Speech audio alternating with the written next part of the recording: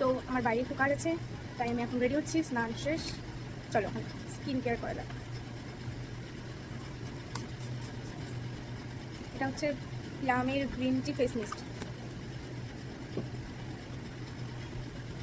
রেজাল্টও ভালো দেয়।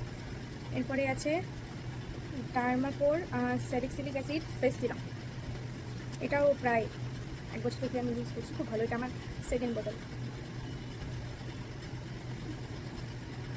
দেন ডার্মাকোর kojic acid face cream,